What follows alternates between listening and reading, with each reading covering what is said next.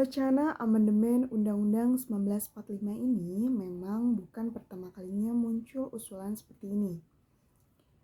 Kita bisa lihat ya poin usulan dari amandemen kali ini. Yang pertama ada kembali memberlakukan garis besar haluan negara GBHN. Dua, MPR itu berwenang menyusun GBHN. Wacana ini menginginkan MPR kembali menjadi lembaga tertinggi negara dan kembali menghidupkan GBHN. Dengan demikian, maka hal ini GBHN sendiri nantinya akan merambat ke urusan lain, yaitu tidak ada lagi pemilihan langsung presiden dan wakil presiden karena akan dipilih oleh MPR. Artinya, akan mempengaruhi pemilihan presiden ke depannya. Meski saat ini belum ada kepastian berapa lama masa jabatan presiden nantinya, tapi ada beberapa usulan yang muncul. Kita bisa lihat dari aturan pasal 7 Undang-Undang Dasar 1945 yang berisikan presiden dan wakil presiden memegang jabatan selama 5 tahun dan sesudahnya dapat dipilih kembali dalam jabatan yang sama hanya untuk 1 kali jabatan. Artinya total 10 tahun presiden dan wakil presiden dapat memimpin di Indonesia. Kita bisa lihat bagaimana masa jabatan presiden di negara-negara lainnya. Misalnya di Amerika Serikat, itu memiliki aturan masa jabatan presiden menjabat 2 masa bakti paling lama, masing-masingnya itu lamanya 4 tahun. Kemudian di Filipina, presiden menjabat 1 periode, tetapi periode ini durasinya mencapai 6 tahun. Kemudian juga kita bisa lihat di Republik Rakyat Tiongkok. Ini sedikit berbeda dari Indonesia, Filipina, dan Amerika Serikat. Pada Maret 2018, Kongres Partai Komunis menghapus batas waktu jabatan. Artinya, Presiden Tiongkok saat ini, Jinping, menjabat sebagai presiden seumur hidup.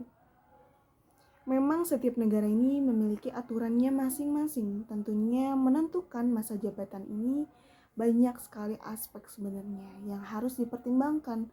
Tidak bisa hanya mewakili kepentingan ataupun keuntungan pribadi dari sebuah kelompok.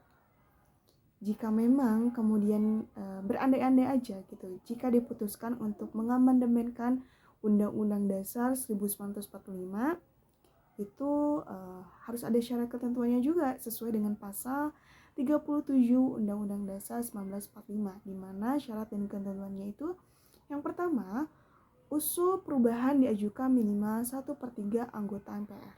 Yang kedua, alasan perubahan pasal harus jelas. Yang ketiga, sidang MPR harus dihadiri minimal 2/3 anggota MPR.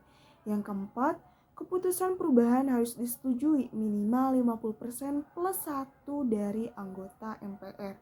Yang kelima, pasal mengenai bentuk negara tidak dapat diubah.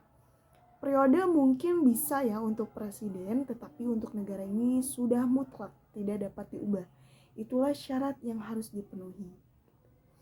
Mengenai wacana untuk amandemen Undang-Undang Dasar 1945 ini masih mengemukakan dan ada yang pro, ada yang kontra, terutama mengenai masa jabatan presiden ini sendiri. Karena akan mengemban jabatan sebagai presiden dan wakil presiden.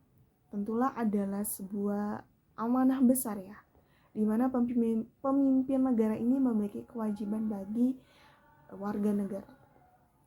Jika memang masa jabatan diperlukan untuk mewujudkan visi misi, mungkin silahkan saja, tapi harus memiliki alasan yang kuat atau alasan lain gitu.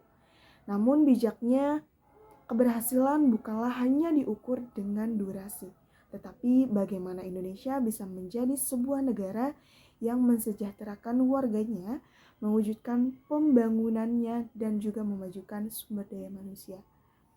Kemudian dari beberapa survei ternyata terdapat 78% masyarakat itu tak setuju dengan rencana amandemen Undang-Undang 1945.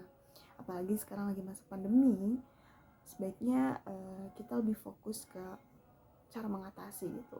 Dan warga ini tidak menginginkan adanya perubahan gitu kan.